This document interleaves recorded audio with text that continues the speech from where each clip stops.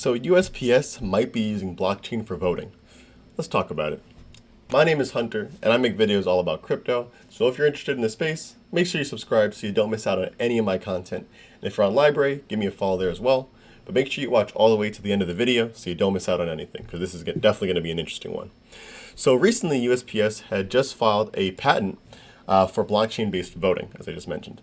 And we'll actually be looking at the patent itself. I know right now we're looking at an article, but I do have the patent pulled up here, just so we can really go in detail on it just a little bit, really the specifics. So kind of just reading off what we have in the number 2 section here.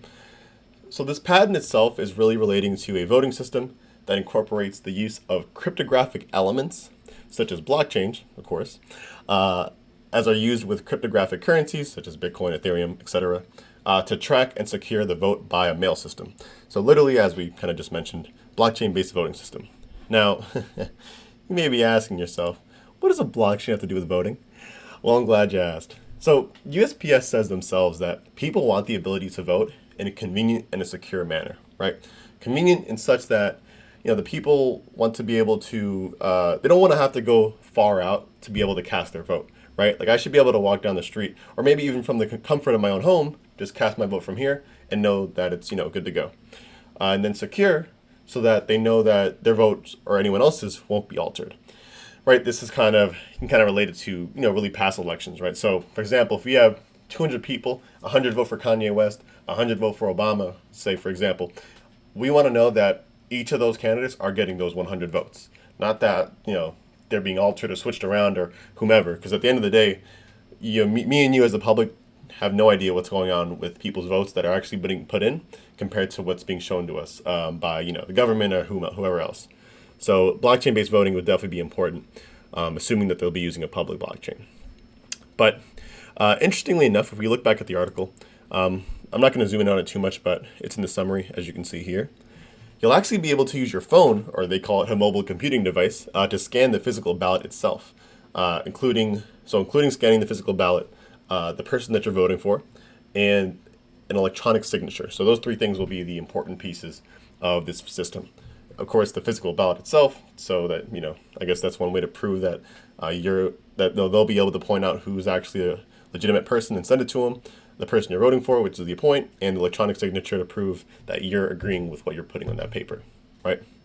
Now, with that being said, I did mention it a little bit earlier, but the votes coming in, we know, can't be altered, assuming that this is on a public blockchain, right? If it's a private blockchain, to me, it's not going to make a difference because we still don't have, as the public, information on, what's legitimate and what's not, or what's been altered and what's not.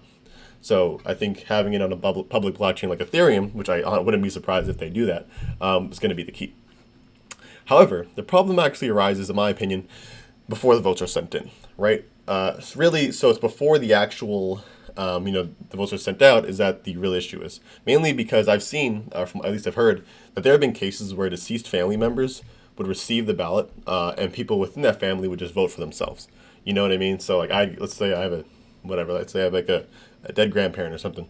We live in the same house. I get their vote, and I vote for whoever I want to vote for. So I get 2 votes technically, right? I think that may be few and far between, but I have heard of that as an issue, and that would it wouldn't make a difference if it was blockchain or not, because there would still be someone else using that voting system. So that would be on the USPS or whoever sends out the actual letters. But I don't know. I don't know. It's an interesting situation. I definitely want to see when they're going to implement all of this.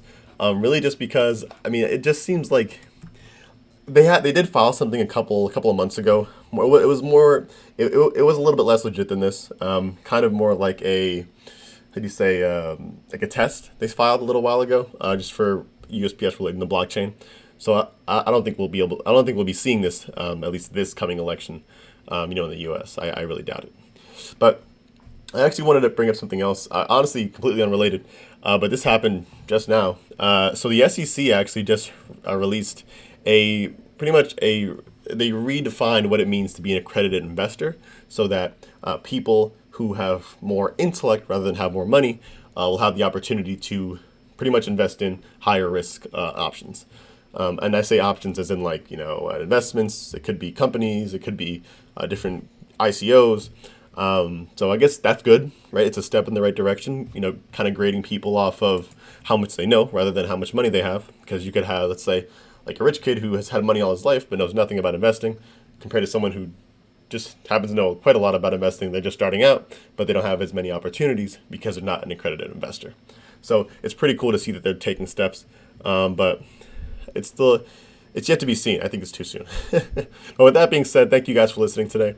If you made it all the way to the end, make sure you subscribe and follow so you don't miss out on any of my future videos. And let me know in the comments below, do you think blockchain-based voting will end up coming out?